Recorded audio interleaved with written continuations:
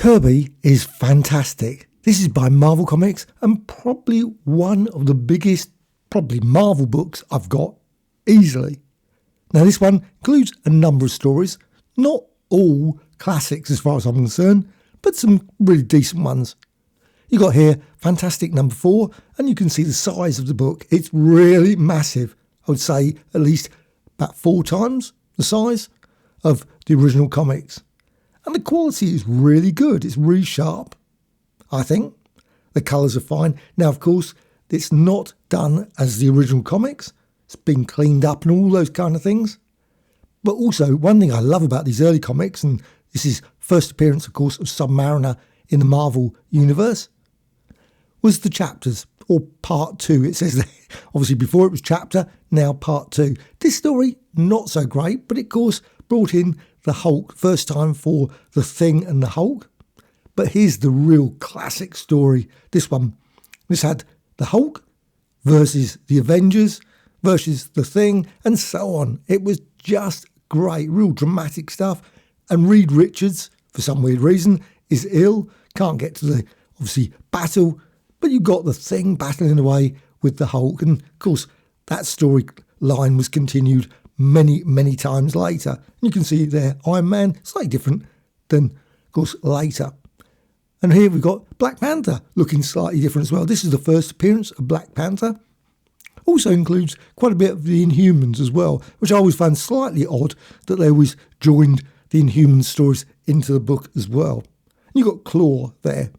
And then, of course, the classic first appearance of him, and obviously turns into later Warlock. And you can see there Alicia there with him at that point. And of course this one's been reprinted quite a lot of late.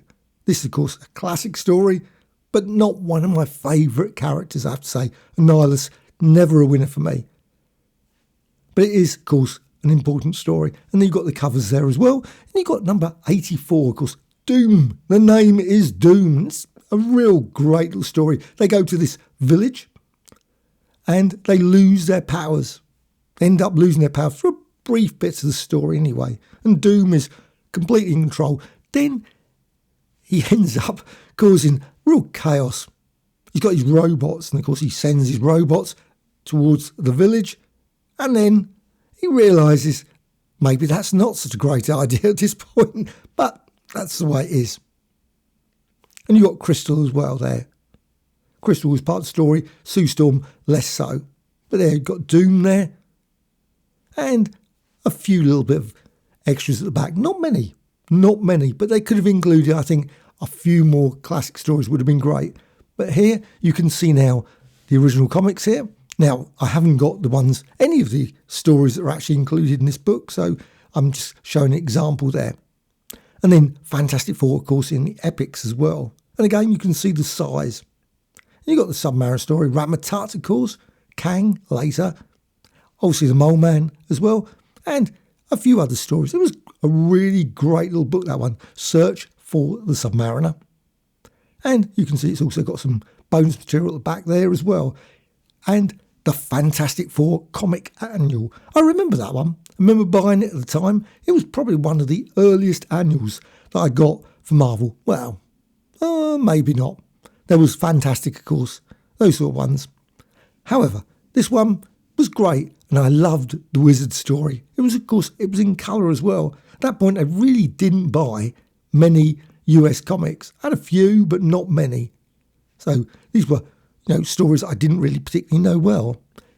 For me, I think some of the best reprints are in this one, Marvel Collector Item Classics. I love that book. I've got quite a few. Now, I haven't got them all. Each and every time I go to the Comic Mart, I try and pick up a few more. And this story, The Molecule Man, of course.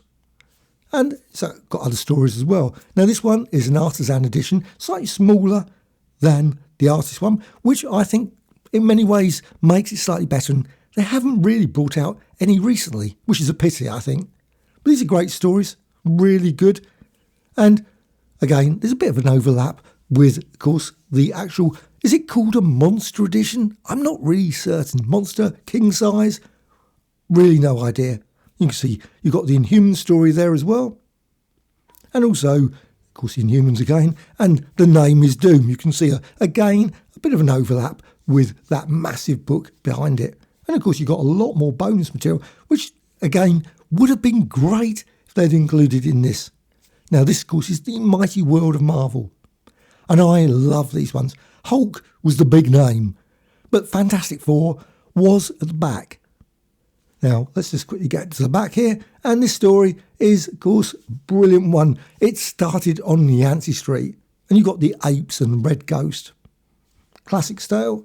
And, well, Red Ghost never particularly went on to great things, but it was still a very enjoyable story at the time.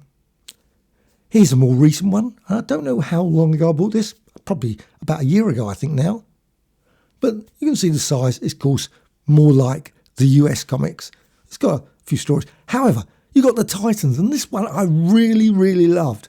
Because the thing is, it included the entire story, though they always did a bit of a slight odd bit with the first page.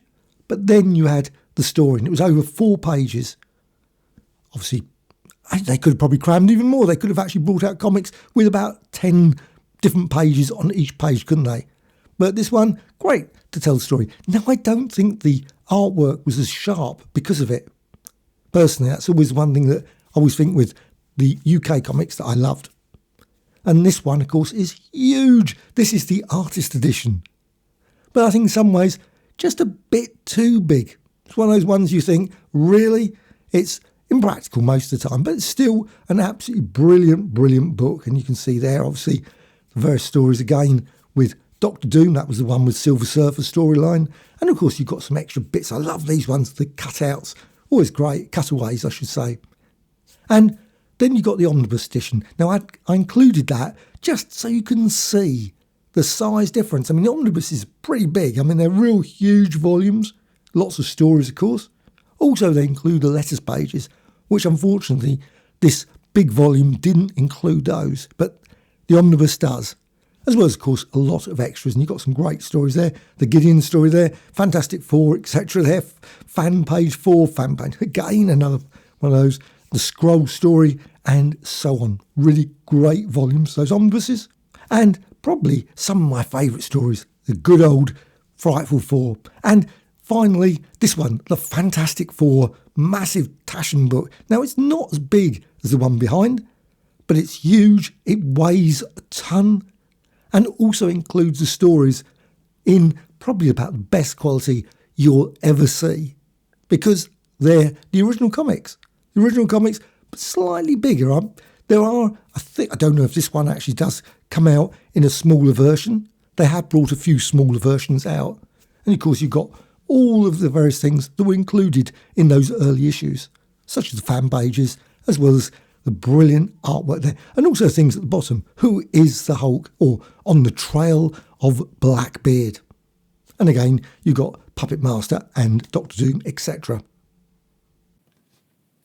Well, it's an absolutely superb volume. I really, really love that Monster Edition. Or is it King Edition? I don't know what it is. But still, what a great book.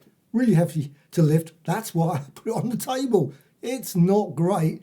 Often I put it on my bed and just read it that way because it's so heavy. However, of course, as ever, whenever I do any video running through a few things, I suddenly think, oh, I've got a few other things to show. This one sort of matches the sort of theme here. The Fantastic Four. This one is the Human Torch and Thing that appeared in Strange Tales. This is a complete collection. Now, the artwork and stories often are a bit, well, they're not great sometimes. Sometimes okay, but they have a lot of quirky stories. You've got a lovely one called Submariner here, but also you've got the Iceman and obviously Human Torch versus Captain America. Though, of course, it's not the real Captain America. It was a tryout edition. This includes Strange Tales 101 to 134. And it's a good little volume. I've always enjoyed those stories, though I haven't got many of the originals, but still great. Now, this volume is brilliant as well. Marvel Comics, and this one is the Jack Kirby covers. It includes, of course, a lot of really good covers. Some, obviously, not Fantastic Four, but you can see there you've got the Fantastic Four issue 3, and I really love that one, of course, there, learn the secrets of the Fantastic Four skyscraper hideout. Well, wasn't much of a hideout, was it? But still, you've got Journey into Mystery one there, but you've got the Fantastic Four. It varies in size. It varies in size all the way through this. You've got Journey into Mystery. So let's find another Fantastic Four. And again, the Red Ghost. Not one of the greatest of characters, but it does include, of course, the dramatic being all-time the Watcher. And, of course, that leads on to the Galactus stories, etc. Really good, massive volume. And, of course, there's a volume 2 as well. That includes a number of other, obviously, Fantastic Four covers. Then the next one is really good. This is from Tomorrow's. I've got quite a few Tomorrow's books. Always enjoy them. This one is a Marvel Comics in the 1960s, an issue by issue. I think they've recently brought out an update to this. I'm not certain, but you can find it on the website. If you can't find a copy, also, one great thing about tomorrows.com is that they often bring out a digital volume as well. So if you can't get a copy of this, reasonably priced, you can always download it on their site. And you've got lots of great things. Now, obviously, some of this is not going to be the Fantastic Four, all of it, but there's a fair amount of Fantastic Four in this book. So this one is definitely worth checking out. Finally, this one, Kirby and Lee, Stuff Said, The Complex Genesis, and this is again is another of tomorrows.com, and I again absolutely love this. And again, it's not obviously full of Fantastic Four, but it's a fair amount. Now, of course, there's things like the Jack Kirby Collector magazine. That's really worth checking out if you want to find some great stuff about Fantastic Four, etc. So, flies off that way. I think that book, The Monster Edition, or whatever it's called, I think some were called Monster Editions. There was also a Steranko one. There's an Eternals one. And a few other volumes that came out. I think there was a Thor one as well. Never got the Thor one. That was a huge volume as well. And I think that was probably about the earliest one.